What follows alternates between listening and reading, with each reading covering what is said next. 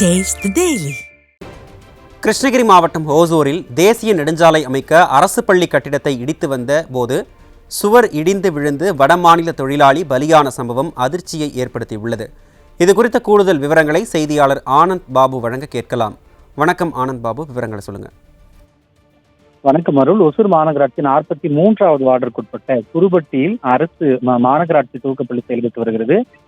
ஒசூர் தருமபுரி தேசிய நெடுஞ்சாலை 4 வழி சாலை விரிவாக்க பணிக்காக இந்த பள்ளி கட்டிடத்தை இன்று இடிப்பதற்காக நெடுஞ்சாலைத்துறையினர் வந்தனர். அப்பகுதி மக்கள் அங்கு செயல்பட்டு வரக்கூடிய அங்கன்வாடி மையம் புதிதாக கட்டப்பட்ட பிறகு நீங்கள் பள்ளி கட்டிடத்தை இடிக்க வேண்டும் என வாக்குவாதத்தில் ஈடுபட்டனர். அதனைத் தொடர்ந்து அதிகாரிகள் அவர்களை சமாதான பேச்சில் ஈடுபட்ட பின்னர் இட்டாச்சி மற்றும் ஜேசிபி வாகனங்கள் வரவழைக்கப்பட்டு பயன்பாட்டில் இல்லாத மாநகராட்சி துவக்கப்பள்ளி கட்டிடம் இடிக்கும் பணியில் ஈடுபட்டனர். அப்போது நெடுஞ்சாலைத்துறையில் ஒப்பந்த பணியாளராக பணியாற்றி வந்தவர் அரசு பள்ளி கட்டிடம் மற்றும் அங்கன்வாடி கட்டிடம் மைய 2 கட்டிடங்களுக்கு இடையே நின்று கொண்டு அந்த கட்டிட இடிபாடு பணிகளை பார்வையிட்டு வந்திருக்கிறார். இந்த நிலையில் திடீரென அந்த சுவர் இடிக்கும் பணியின் போது எதிர்பாராத விதமாக அந்த சுவர் அவர் மீது விழுந்தது. அவர் மற்றொரு கட்டிடத்தின் மீது சாய்ந்து அதே பகுதியிலேயே விழுந்த நிலையில் கட்டிட இடிபாடுகளில் சிக்கி தலை மற்றும் உடல் நசுங்கி சம்பவ இடத்திலேயே பரிதாபமாக இறந்தார்.